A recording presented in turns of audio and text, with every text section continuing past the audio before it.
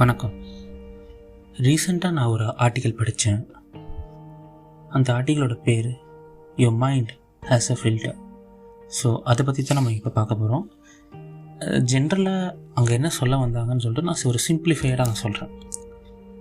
நம்ம day to day லைஃப்பில் பார்த்திங்கன்னா காலைல எழுந்திரிச்சு நைட்டு தூங்க போகிற வரைக்கும் 80% ஆக்டிவிட்டீஸ் வந்து ரிப்பீட்டடாக இருக்கும். ஸோ மார்னிங்லேருந்து நைட் வரைக்கும் லாட் ஆஃப் இன்புட்ஸ், நிறைய இன்ஃபர்மேஷன்ஸை நம்ம பிரெயினுக்கு நம்ம அனுப்பிக்கிட்டே இருக்கிறோம். கரெக்டுங்களா? பட் எண்ட் ஆஃப் த டே பார்த்திங்கன்னா அதில் சில விஷயம் தான் நம்மளுக்கு வந்து ரிமெம்பர் இருக்குது, நினைப்பு வச்சுருக்கிறோம்.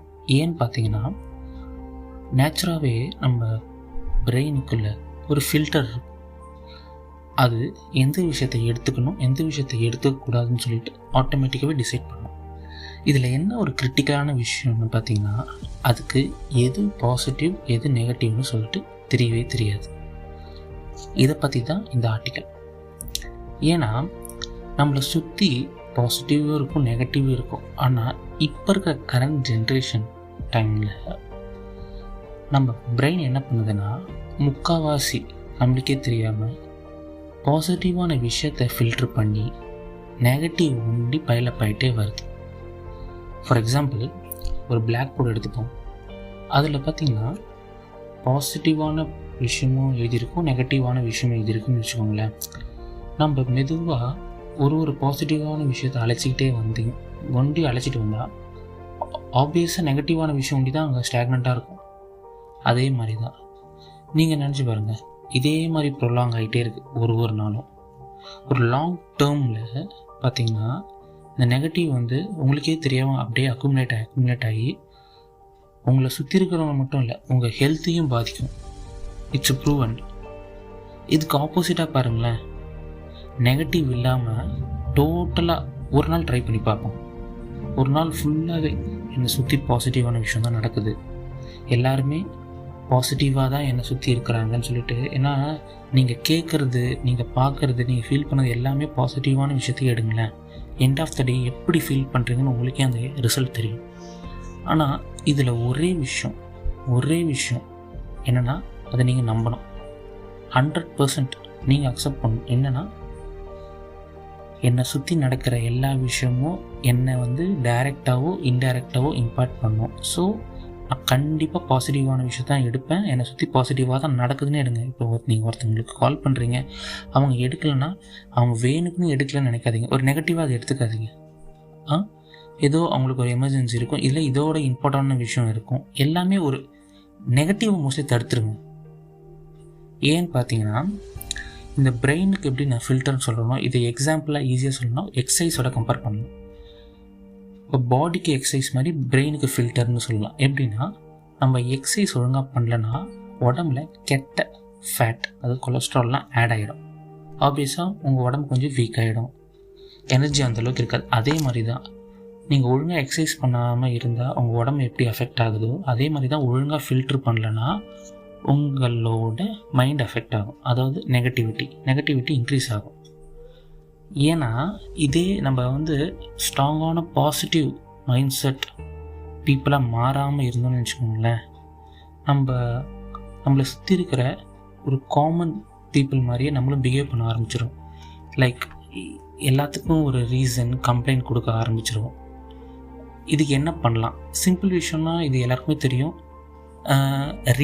ரீடிங் வந்து நம்ம மைண்டை ரொம்ப ஸ்ட்ரென்த்தாகவும் பாசிட்டிவாகவும் ரொம்ப ஷார்ப்பாகவும் மாற்றும்.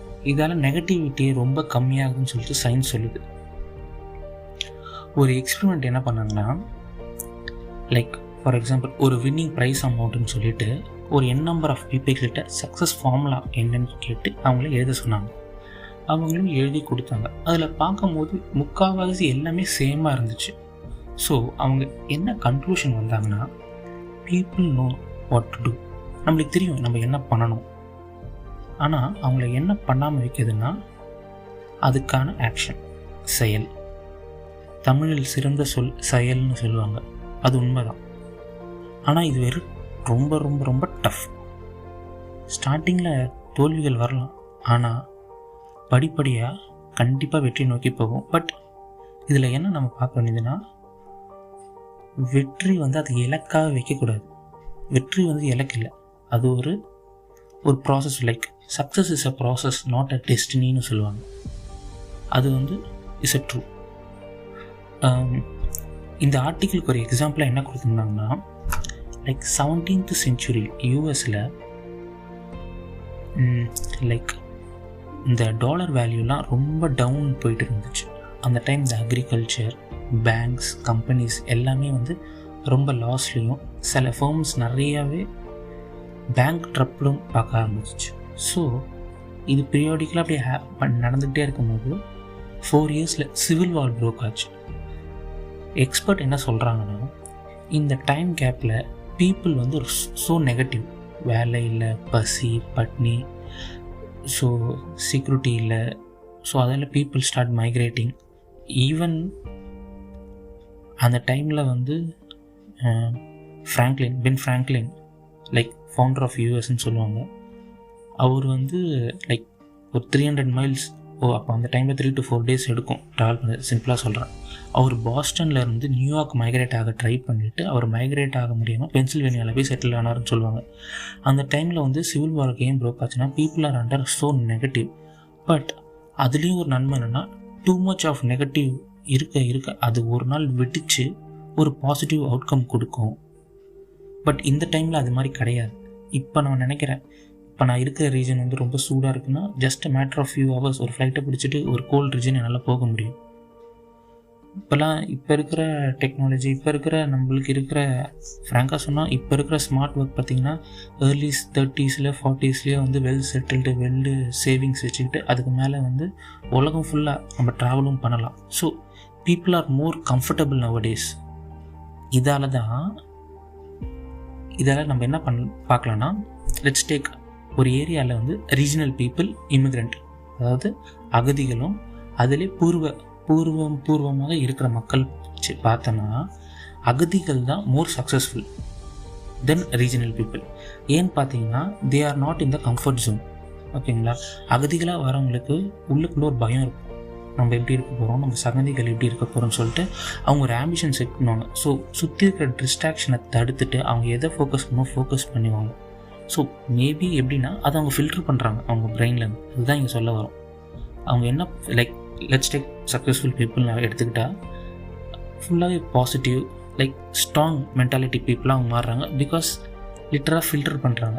ஏன் இந்த ஆர்டிக்கல் நான் இப்போ சொல்ல வந்தேன்னா, உங்களுக்கு இந்த சிச்சுவேஷன், இந்த கோவிட் சிச்சுவேஷன் இப்போ பார்த்தீங்கன்னா full of negative news, negativity, too much of death, economic slow down, unemployment, இது மாதிரி நிறையா விஷயம் நம்மளை சுற்றி நடந்துகிட்டே இருக்குது. பர்சனலாகவும், ஃபிசிக்கலாகவும், மென்டலாகவும் டிப்ரெஸ்டாக இருக்கிற சிச்சுவேஷன் நம்மளை சுற்றி நிறைய பேர் இருப்பாங்க. இந்த டைமில் தான் நம்ம என்ன பண்ணணும், நிறைய பாசிட்டிவ் விஷயத்த கேட்கணும், நம்மளை பாசிட்டிவாக ஆக்கிக்கணும், ஸ்ட்ரென்த்தாக ஆக்கிக்கணும். ஏன்னா நம்மளை சுற்றி இருக்கிறவங்கள இம்பேக்ட் பண்ணுவோம்.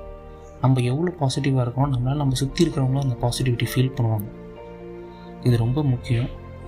இதை நல்லா ஃபீல் பண்ணுங்கள். Stay positive. சந்தோஷமாக இருங்க. தேங்க்யூ.